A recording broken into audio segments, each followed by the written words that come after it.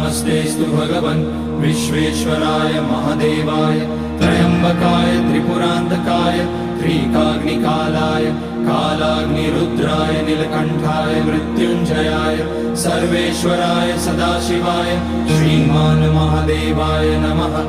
ॐ नमः शम्भवाय च मयोभवाय च नमः शङ्कराय च मयस्कराय च नमः शिवाय च शिवतराय च।